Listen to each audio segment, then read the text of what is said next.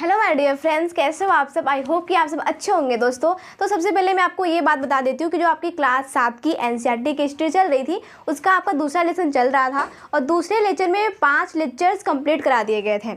उसके आज 6वें लेक्चर चलने वाले हैं और 6वें लेक्चर में आज आपका लेसन 2 ख़त्म हो जाएगा, कवर हो जाएगा। उसके बाद मैं आपको ये बता दूं कि आपका जो मैंने 5वां लेक्चर पढ़ाया था उसमें मैंने जिस टॉपिक पर पॉइंट्स को ख़त्म किया था हम उसी पॉइंट से टॉपिक को उठा रहे हैं और उसके नेक्स्ट आज हम लोग पढ़ेंगे और हमारा ये टॉपिक यानी जो हमारा लेसन 2 चल रहा है वो आज कंप्लीट हो जाएगा, यानी कि 6 लेक्चर्स में। तो दोस्तों हमने जिस टॉपिक पे ख़त्म किया था वो टॉपिक ये था कि रजिया के बाद हमने देखा था नासिरुद्दीन महमूद, इन्हीं का टॉपिक चल रहा था। तो दोस्तों सबसे पहले मैं आपको ये बता देती हूँ कि हम लोगों ने सल्तनत काल की शुरुआत में हम लोगों ने बहुत कुछ पढ़ा और फिर हम लोगों ने इसमें गुलाम वंश के बारे में पढ़ा, उनके शासक के बारे में पढ़ा। फिर चल रहे थे इल्तुतमिश, फिर उसमें हम लोगों ने शासन व्यवस्था को पढ़ा था। फिर उसके बाद हम लोगों ने पढ़ा था इल्तुतमिश अपने शासनकाल में अपनी पुत्री को उत्तराधिकारी के रूप में नियुक्त कर दिए थे। फिर हमने उनकी पुत्री रजिया के बारे में पढ़ा, रजिया सुल्तान के बारे में। तो रजिया सुल्तान के बारे में हमने पढ़ा था, देखा था कि उन्होंने कैसे कैसे शासन किया और वो पहली महिला बनी जिन्होंने पर्दा प्रथा का त्याग किया था। तो हम लोगों ने ये सारे पॉइंट्स को उसके अंतर्गत पढ़ लिया था। फिर हम लोग ये देख रहे थे कि रजिया जब गद्दी पर बैठी थी तो वहाँ के जो सरदार थे वो लोग क्या करते थे, उलेमा थे, वो लोग रजिया को गद्दी से हटाने की पूरी कोशिश कर रहे थे, पूरी ताकत लगा दिए थे। फिर भी वो अपने काम में सफल नहीं हो पाए, लेकिन हो भी गए, ना हो करके भी वो लोग हो गए थे सफल। लेकिन रजिया ने शासन तो किया ही था 4 वर्षों तक। तो हम लोग ये पॉइंट्स को देख रहे थे कि रजिया ने शासन किया और रजिया के बाद जब उलेमा सरदार उसे हटाने की कोशिश कर रहे थे तो क्या हुआ, उसका जो एक भाई था नासिरुद्दीन वो भी गद्दी पर बैठा, लेकिन वो उसका जो शासन काल रहा वो काफ़ी दुर्बर होने के कारण उसे हटा दिया गया पद से। वो नहीं संभाल पाया क्योंकि उसके शासन काल में उसकी जो स्थिति थी राजनीतिक तौर पे कह सकते हैं, आर्थिक स्थिति तो काफ़ी बदतर हो चुकी थी। तो इस वजह से उसका पतन होने लगा था, जिस वजह से उसे गद्दी पर से हटना पड़ा। फिर उसे भी हटा दिया गया। फिर उसके बाद उसकी बहन ही बैठी रजिया बैठी गद्दी पर। रजिया के बैठने के बाद क्या हुआ, फिर रजिया के बाद आ जाते हैं आपके नासिरुद्दीन महमूद। ये कौन थे मैं आपको बता दूँ। नासिरुद्दीन महमूद जो थे ये इल्तुतमिश के कौन थे, पौत्र थे। समझिए बात को, ये इल्तुतमिश के पौत्र थे। कौन? नासिरुद्दीन महमूद। तो इनका जो शासनकाल रहा ये 1246 यानी 40 में ये गद्दी पर बैठे थे और इनका 65 वर्षों तक इनका शासन चलता रहा, यानी कि ये 1240 से लेकर 1265 ईस्वी तक इन्होंने क्या किया, शासन किया। कौन? ये नासिरुद्दीन महमूद। तो उसके बाद हम लोग अब इसके आगे समझते हैं कि इनका शासनकाल कैसा रहा। तो यहाँ पे एक पॉइंट्स ये आती है दोस्तों,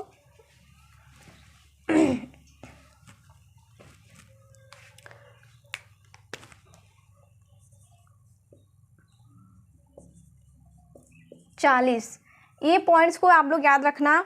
40 तुर्की सरदार, 40 तुर्की सरदारों का दल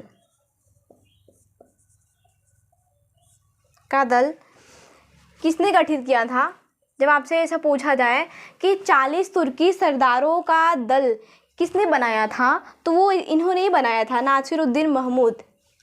ठीक है, आपको इस पॉइंट्स को ध्यान में रखते हुए चलना है क्योंकि ये प्रीलिम्स के क्वेश्चन में ये ऑब्जेक्टिव के रूप में प्रश्न पूछे जा चुके हैं, मैंने देखा है। तो मैं आपको बता दे रही हूँ कि आप लोग भी इस पॉइंट्स को याद रखना क्योंकि इसमें बहुत से ऑप्शन दे दिए जाएंगे, वहाँ नाम दे दिया जाएगा, जैसे नासिरुद्दीन हो गए, इल्तुतमिश हो गए, रुकनुद्दीन हो गए। तो आपको जब आप लोग जानते हो ऐसा पूछा जाएगा कि 40 तुर्की सरदारों का दल किस शासक ने बनाया था और वहाँ पे आपको ऑप्शन दे दिया जाएगा। तो आप जब जानते रहोगे तो ना वहाँ पे सिलेक्ट कर पाओगे। तो मैं इस वजह से आपको पढ़ाते हुए चल रही हूँ और जो पॉइंट्स जो क्वेश्चन बनते हुए चल रहे हैं हम उन्हें भी सॉल्व कराते हुए चल रहे हैं। तो इस टाइप से आप लोग को कोई प्रॉब्लम्स नहीं होनी चाहिए, अगर होती भी है तो आप लोग कमेंट बॉक्स में पूछ लेना।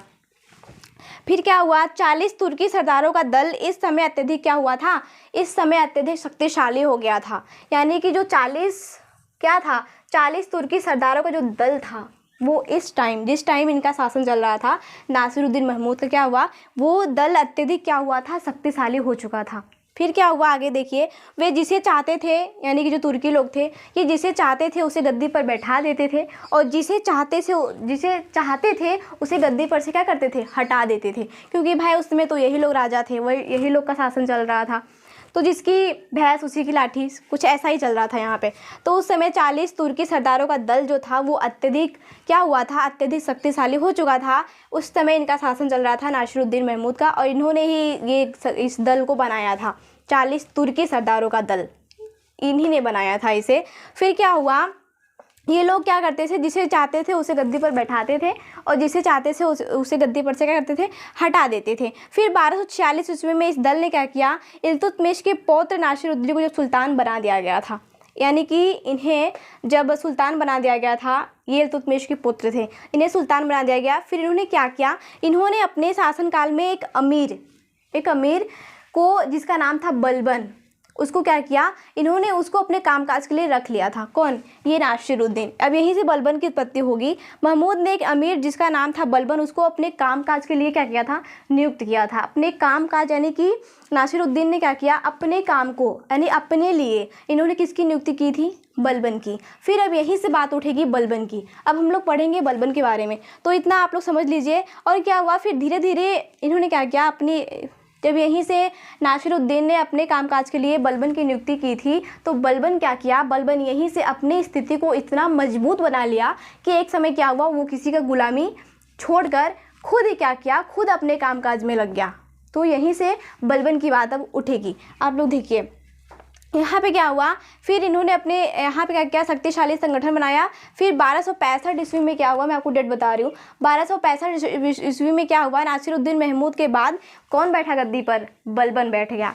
यानी कि 1265 में अब आ जाएंगे बलबन। अब यहीं से बात उठेगी बलबन की। फिर आप जो एक बार यहाँ समझिए, मैं आपको बता दूँ, हम आपको एक मेन पॉइंट्स बता देते हैं। क्या, देखिए सबसे पहले तो आप लोग को ये समझना है कि हमने स्टार्टिंग कहाँ से की थी, हमने स्टार्टिंग किया था तुर्क यानी गुलाम वंश से। गुलाम वंश में पहले हम लोगों ने देखा किसको, ऐबक को देखा था। फिर ऐबक के बाद कौन आया था, ध्यान में चलिए, आप लोग नोट्स ऐसे ही बनाना जो वंश चल रहे थे। ऐबक के बाद आए थे इल्तुतमिश आए थे। फिर इल्तुतमिश के बाद इनकी पुत्री आई कौन, रजिया सुल्तान जिसे कहा गया। फिर इसके बाद इसमें इसका भाई आया था रुकनुद्दीन, परंतु वो शक्तिशाली शासक ना होने के कारण क्या हुआ था, उसका नाम हिस्ट्री में नहीं आया। फिर उसके बाद में इसका यानी कि जो भाई ही लगेगा वो भी ये, यानी कि ये आ गया नासिरुद्दीन महमूद। अब इसी का हम लोग ये देख रहे थे।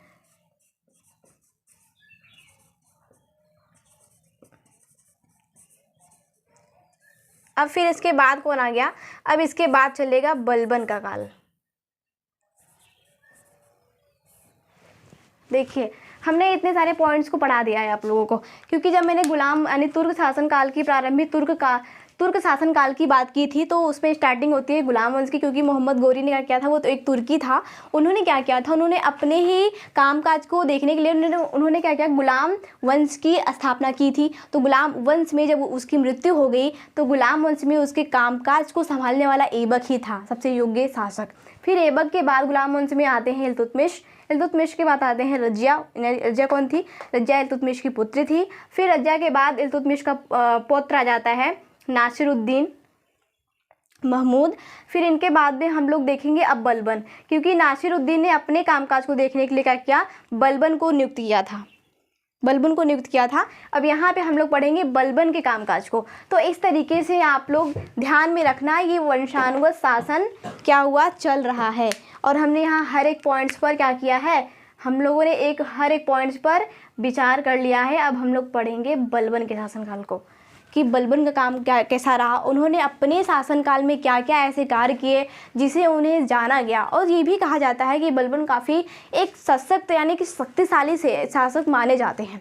तो ऐसा क्या इन्होंने किया जिसे इन्हें एक शक्तिशाली के रूप में प्रसिद्ध किया गया। तो हम लोग उसको भी, इनके शासनकाल को भी पढ़ते हैं। तो आप लोगों ने ये देख रहे हैं कि कैसे गुलाम मोहन सेबक, इल्तुतमिश, रजिया, नासिरुद्दीन महमूद, अब बलबन चल रहे हैं।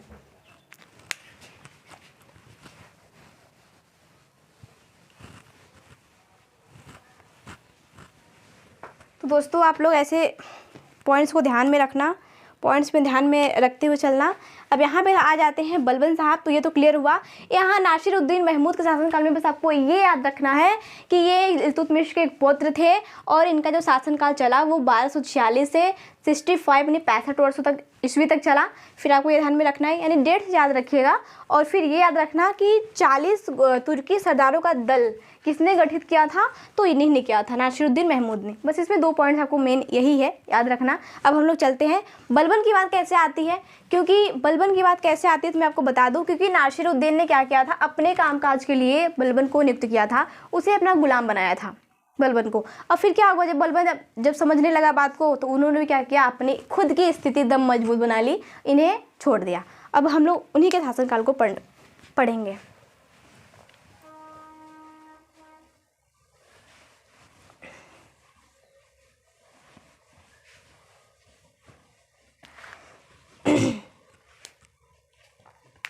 अब यहाँ पे किसकी पॉइंट चल रही है, बलबन की।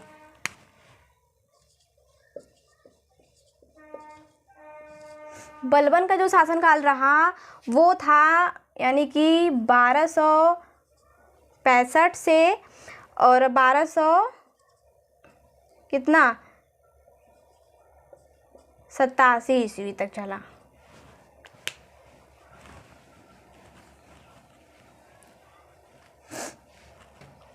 ठीक, यहाँ पे ध्यान में रखिए पॉइंट्स को। अब बलबन की काल को हम लोग पढ़ रहे हैं। इनका जो शासनकाल रहा वो 65 वर्षों से लेके यानी कि 1265 से 1287 ईस्वी तक चला, इनका शासनकाल। किसका, बलबन का। अब हम लोग इसके अंतर्गत पढ़ते हैं कि बलबन का शासनकाल कैसा रहा। ठीक, तो यहाँ पे मैं आपको बता दूँ कि बलबन जो था, सबसे पहले आप लोग जान लो कि बलबन एक योग्य शासक था। यहाँ पे हम आपको बता रहे हैं क्या था, एक योग्य शासक था और एक अनुभवी शासक भी था। यानी अनुभवी का मतलब क्या हुआ, यहाँ पे सबसे पहले इनकी जो स्टार्टिंग हो रही है वो यहीं से हो रही है कि बलबन एक योग्य और एक अनुभवी शासक था। यहाँ अनुभवी का मतलब ये है कि बलबन एक ऐसा शासक था जो अपने शासनकाल में अपने प्रजा के दुखों को अनुभव कर लेता था, समझ लेता था। तो यहाँ पे ऐसे कोई शासक अभी तक नहीं थे जो अपने सामने वाले जो प्रजा को जो प्रॉब्लम्स होती थी, जो उन्हें कठिनाइयाँ होती थी, समस्या होती थी, वो आके जब उनसे कहते थे तब प्रजा सुनते थे। और भी कोई फिक्स नहीं था कि सुने भी या ना सुने, लेकिन बलबन क्या करता था, ये महसूस कर लेता था अपने प्रजा के प्रॉब्लम्स को। तो यहाँ पे इस वजह से भी इसको मतलब योग्य कहा जाता है। फिर क्या हुआ, एक योग्य और एक अनुभवी शासक था बलबन। और फिर यहाँ पे बात ये आती है कि उसने अपने शासनकाल में कई महत्वपूर्ण कार्य भी किए थे। कौन, बलबन ने अपने शासनकाल में कई ऐसे कार्य किए जिनकी वजह से इन्हें जाना भी जाता है। और कौन सा ये कार्य किए थे, उसने सबसे पहले क्या किया था पता है, इसने सबसे पहले दिल्ली को सुरक्षित बनाने के लिए क्या किया था, जो भी दिल्ली के आसपास के वहाँ पे झाड़ी जंगल थे उसको कटवा करके ना, सबसे पहले इन्होंने क्या किया, वहाँ पे अच्छे पेड़ पौधे लगाएं, वहाँ पे बाग बगीचे लगवाएं और वहाँ पे जलाशयों का निर्माण किया। क्यों, ताकि जो रास्ते में व्यक्ति आ जा रहे हैं उन्हें जल की असुविधा ना महसूस हो। तो ऐसा इन्होंने देखते हुए प्रजा के हित में बहुत से ऐसे कार्य किए जिन्हें जाना जाता है। जंगलों को इन्होंने कटवाया था, वहाँ पे साफ करवा के क्या किया, सबसे पहले तो बलबन ने यहाँ पे क्या किया था, मैं आपको बता दूँ।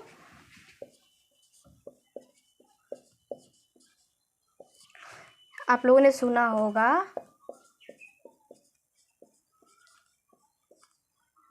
क्या किया, पुलिस चौकियों का क्या किया था, निर्माण किया था। कौन, बलबन ने। यानी कि बलबन ने अपने शासनकाल में सबसे पहले क्या किया, इन्होंने क्या किया, जो दिल्ली के आसपास के जंगल थे, झाड़ियाँ थी, उन सबको साफ करवा करके वहाँ पे एक पुलिस चौकी का क्या किया, निर्माण किया। वहाँ पे आसपास में पेड़ पौधे लगाए, वहाँ पे रास्ते का इन्होंने अच्छा निर्माण किया ताकि जनता को यानी प्रजा को कोई प्रॉब्लम्स ना हो। तो इन्हें एक अच्छा और एक अनुभवी शासक कहा जाता है बलबन को। फिर यहाँ पे पॉइंट्स याद रखना कि कौन से ऐसे शासक थे जिन्होंने क्या किया था, अपने शासनकाल में पुलिस चौकी का निर्माण किया था। तो आपको बलबन को याद कर लेना है, क्योंकि बलबन ने सबसे पहले पुलिस चौकी का निर्माण किया था।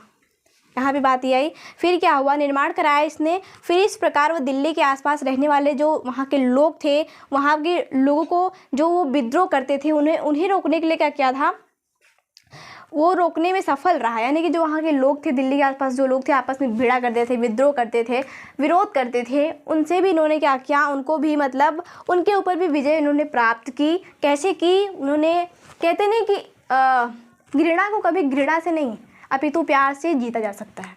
तो वहाँ पे यही नीति बलबन ने भी अपनाई थी कि ऐसा नहीं है कि आप ईंट का जवाब पत्थर से दो, ऐसा नहीं है। आप वहाँ पे ईंट का जवाब बहुत तरीके से दे सकते हो। तो ये जो कहावत है ना, तो बलबन ने इस कहावत पे ज़्यादा फोकस ना करते हुए अपने कहावतों पर क्या किया था, विचार विमर्श किया था, अपने कहावतों पर ध्यान दिया था। तो यहाँ पे यही बात चल रही है कि बलबन ने सबसे पहले क्या किया, वहाँ तो पुलिस चौकी का निर्माण कराया, जो दिल्ली के आसपास झाड़ी जंगल से साफ करवाया, वहाँ पे अच्छे अच्छे कार्य किए। फिर उसके बाद में क्या किया, वहाँ पे जो लोग आपस में विद्रोह करते थे, उनके ऊपर भी उन्होंने विजय प्राप्त की। ऐसा नहीं है कि उन्हें मार पीट कर विजय प्राप्त की, नहीं, समझा कर। फिर यहाँ पे क्या हुआ, इस प्रकार दिल्ली के आसपास रहने वाले लोग जो वहाँ के थे, उन्हें विद्रोह में रोने में, यानी कि जो वो विद्रोह करते थे, उनको रोकने में वो सफल हुआ। फिर इसके बाद क्या हुआ, सफल हो गए। फिर वहाँ की क्या हुआ, बलबन ने कानून को भी अच्छे तरीके से क्या किया था, लागू किया था। लागू करने में कठोरता बरती थी बलबन ने। यानी कि यहाँ पे आप इस पॉइंट से समझ सकते हो कि बलबन ने जब, यानी कि वो और भी तो कार्य कर सकता था अपने शासनकाल में, परंतु उसने सिर्फ पुलिस चौकियों का निर्माण ही क्यों करवाया सबसे पहले। तो यहाँ पे इस पॉइंट से आप ये समझ सकते हो कि बलबन क्या था, बलबन बलबन एक कठोरवादी व्यक्ति था। यानी कि वो शासन व्यवस्था को भी बहुत कठोरता से उसका पालन करवाता था। तो इस पॉइंट से भी आप पकड़ सकते हो बात कि बलबन एक कठोरवादी व्यक्ति भी था, जो कानून लागू करने में कठोरता बरती थी। इन्होंने कानून पर भी ज़्यादा फोकस किया था, न्याय पर, बलबन ने। तो इस पॉइंट से आप पकड़ सकते हो पुलिस चौकी की जब बात आएगी तब, इनके शासनकाल में। क्योंकि बलबन उस जगह पे तो बहुत से कार्य कर सकता था, लेकिन उसने पुलिस चौकियों पर ही ध्यान क्यों दिया, क्योंकि वो उस समय न्याय व्यवस्था, यानी कि जो कानून थे, उस पर ज़्यादा ध्यान देता था बलबन। तो इस पॉइंट से आप पकड़ सकते हो ऐसे। फिर क्या हुआ, आगे हम पढ़ते हैं।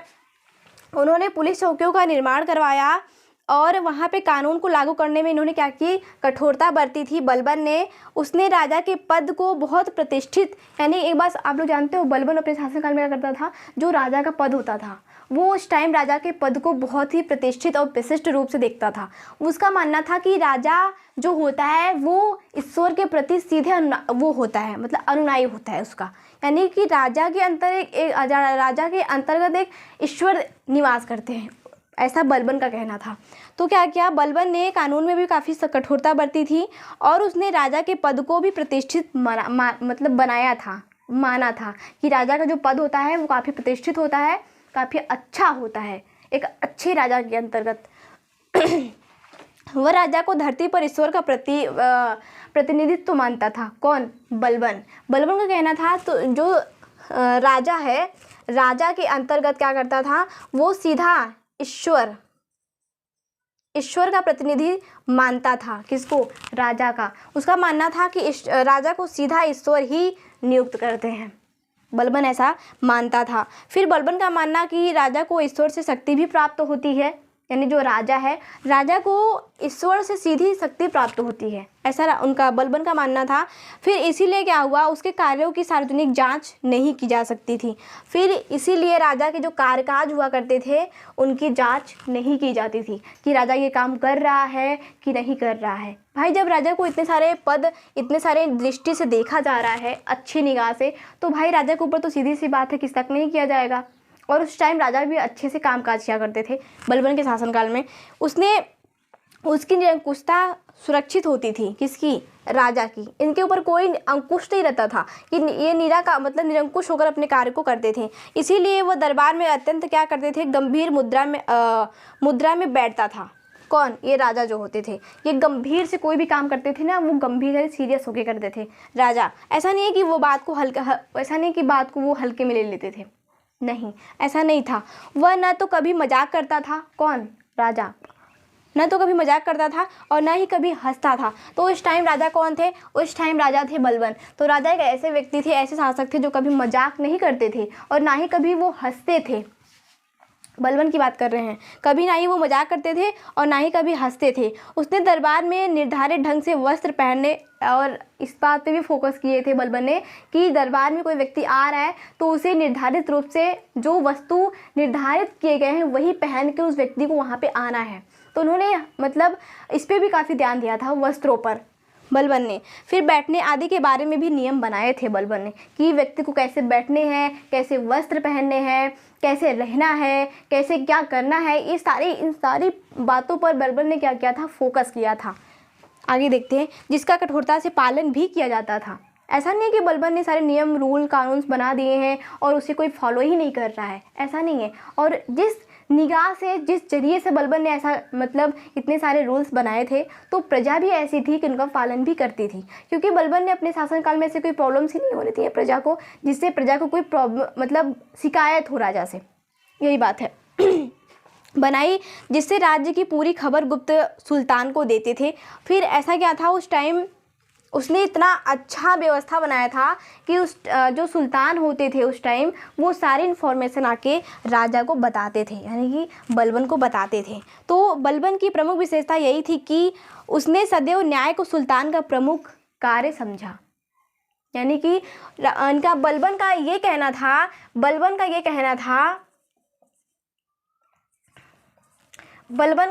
था, समझिए, कि सदैव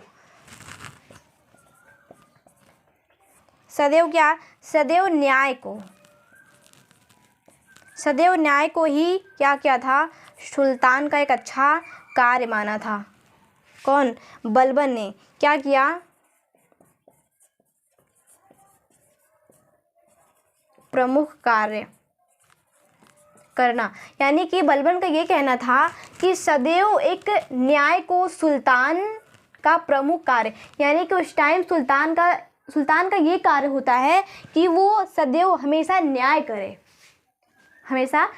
करे। तो इनका ये कहना था बलबन का, ये हमेशा इस दृष्टि से चलते थे कि एक अच्छा सुल्तान वही होता है जो न्याय व्यवस्था को अपने साथ में अपने कार्य का प्रमुख बनाता है या मानता है।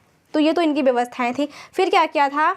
एक बात यहाँ पे ये आती है कि बलबन ने दरबार में सिजदा एवं पायबोस परंपरा भी प्रारंभ करवाई थी।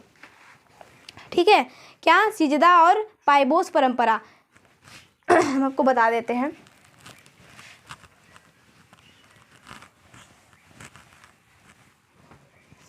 यहाँ पे ये पॉइंट्स आप याद रखना।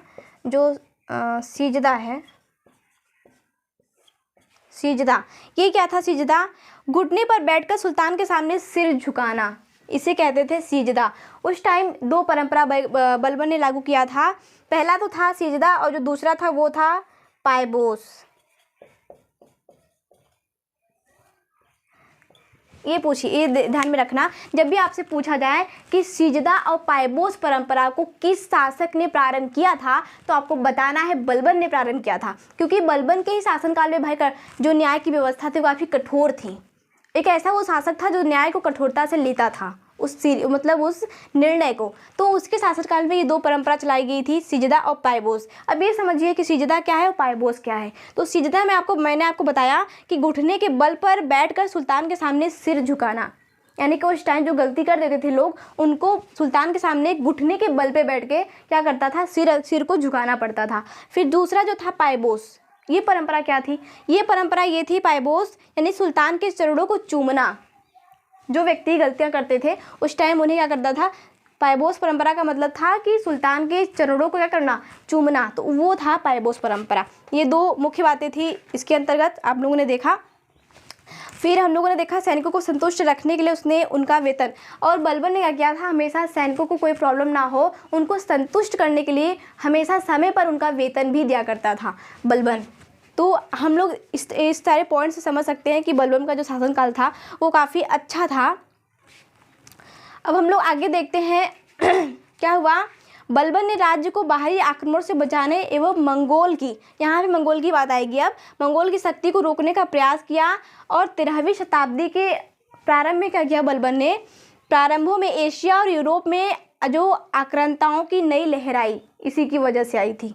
फिर यहाँ पे एक बात और आती है, जो मंगोल आए थे यह नए आक्रमणकारी मंगोल थे। अब इसके बाद जो आक्रमणकारी आएंगे वो मंगोल की बात होगी, मंगोल जो थे। हम आपको आगे बताएंगे कि मंगोल कौन थे, पहले आप यहाँ समझिए। फिर क्या हुआ, यहाँ पे बात ये आती है कि जो नए आक्रमणकारी थे वो मंगोल थे, और जिन्हें उस महान साम्राज्य के लिए सबसे अधिक जाना जाता है, जिसका गठन उन्होंने चंगेज खान के नेतृत्व में किया था। अब यहाँ चंगेज खान की भी बात आएगी, लेकिन अभी हम लोग सिर्फ यहाँ इनकी बात कर रहे हैं, इनको पढ़ लेते हैं, उसके बाद हम लोग आगे चलेंगे। चंगेज खान के नेतृत्व में किया। 13वीं शताब्दी का अंत जब हुआ तो होते होते मंगोल साम्राज्य ज्ञान क्या किया, दुनिया के बड़े भाग तक भी फैल चुका था। किसका, मंगोल आक्रमण की बात हो रही है, हमें इसमें समझ लीजिए। फिर चंगेज खान के नेतृत्व में उनकी शक्ति बहुत बढ़ गई थी, बलबन की बढ़ गई थी। फिर यहाँ पे एक बात ये आती है कि मंगोल आक्रमण की भयंकरता को बलबन भली भांति क्या करता था, समझता था। यानी जो मंगोल थे उनको अच्छी तरीके से बलबन समझता था, उन लोगों को, कि ये लोग कैसे व्यक्ति हैं, मंगोलों की बात हो रही है, कैसे व्यक्ति हैं। फिर क्या हुआ, इसीलिए उन्होंने उनको रोकने के लिए क्या किया था, बलबन ने जब मंगोल लोग आक्रमण कर रहे थे तो उनके आक्रमण को रोकने के लिए बलबन ने क्या किया, पुराने दुर्गों का मरम्मत करवाई और नए दुर्गों का निर्माण किया। अर्थात जब मंगोल आक्रमण कर रहे थे तो उनके रास्तों में जो भी इमारतें आती थी तो उनको क्या किया, बलबन ने उनका जो पुरानी इमारत थी उनका क्या किया, उनको ख़त्म किया, उनका मरम्मत करवाई और नए दुर्गों का निर्माण करवाया। तो ये भी क्वेश्चन पूछा जाएगा, मैं आपको नेक्स्ट बताऊंगी। नेक्स्ट वीडियो में। Thank you so much.